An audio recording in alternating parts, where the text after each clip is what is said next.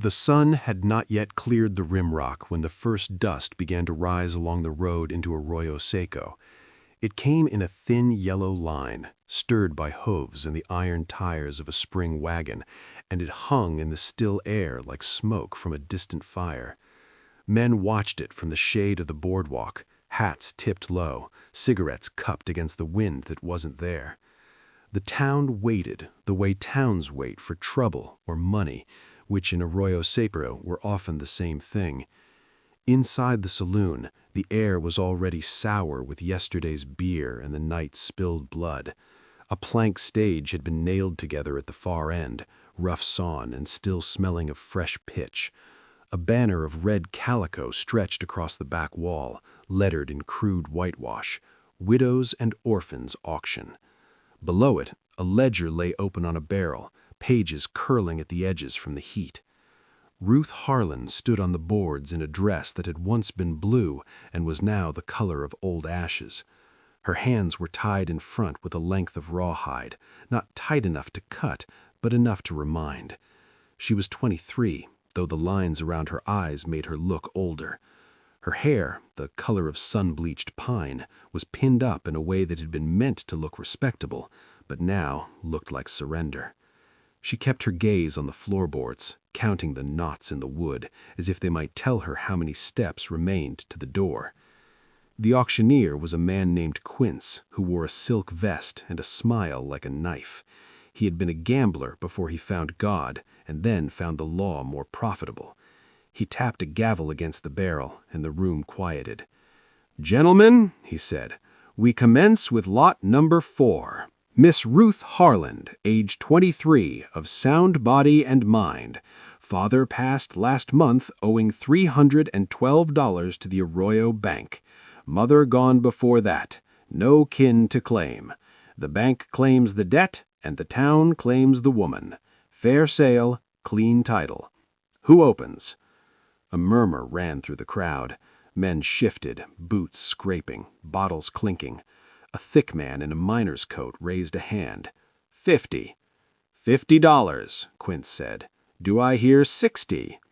A voice from the back, dry as the desert outside. 100. Heads turned. The speaker stood near the door, half in shadow, tall, lean, dressed in dust-colored canvas and a hat that had once been black. His face was hard-planed, cheekbones high, skin the color of old copper. A thin scar ran from the corner of his left eye down to the jaw. Eyes dark, unreadable.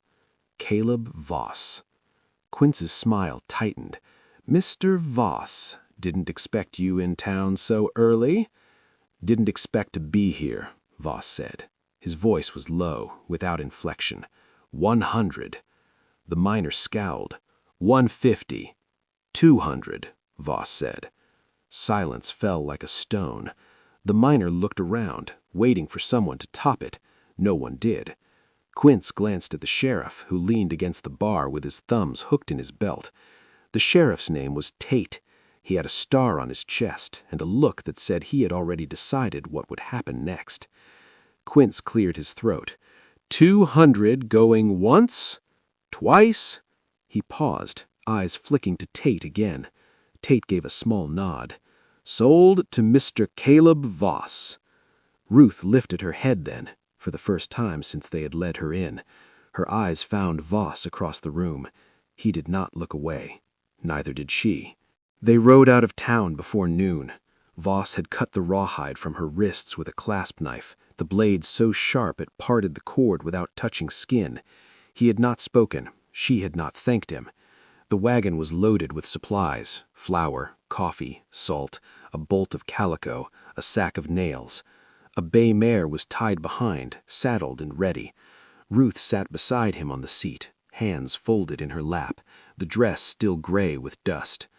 The road climbed out of the basin and into the broken country beyond. Ocotillo and mesquite gave way to juniper and pinon. The air thinned, the heat sharpened. Voss drove with both hands on the reins, eyes on the horizon. Once he glanced at her. "You hurt?" "No." He nodded once. That was all. They reached the ranch at dusk. It sat in a shallow valley between two low ridges, the house a low adobe with a tin roof and a porch that sagged at one end. A windmill turned slowly in the last light, creaking like an old man's joints. Corrals of cedar posts held a dozen horses and twice that many cattle. Beyond the house, the land fell away into desert, broken only by the dark line of a dry wash. Voss stopped the wagon in the yard. He climbed down, tied the team, then came around and offered her a hand. She took it. His palm was calloused, warm. She stepped down and looked at the place. It was not what she had expected, not a fortress, not a ruin, just a place where a man lived alone. He carried the supplies inside without a word. She followed. The room was spare, a table, 2 chairs, a cook stove, a cot against the wall. A second room beyond, door open, showed a narrow bed and a chest. On the wall hung a single photograph in a tin frame. A woman, Apache, young, smiling at the camera as if she knew something the photographer did not. Voss set the sack of flour on the table. "You take the back room," he said. "I'll sleep out here." She looked at the photograph, then at him. Who was she? "My mother." Ruth nodded. She went into the back room and closed the door. She stood there in the dark for a long time, listening to him move in the other room, the clink of tin, the scrape of a chair. Then silence. That night she lay awake listening to the windmill turn and the coyotes sing in the distance. She thought of the auction, the faces, the way the miners' eyes had crawled over her. She thought of Voss, the way he had bid without anger or greed. She thought of the 7 days. They said no bride lasted 7 days with the Half-Apache. 3 had come before her, mail-order women from St. Louis and Denver, sent by agents who promised a husband and a home. All 3 had vanished. 1 was found dead in the desert, throat cut. The others were never found at all. The town said Voss killed them. The town said he was half savage, that the blood in him ran cold. The town said he took them because no white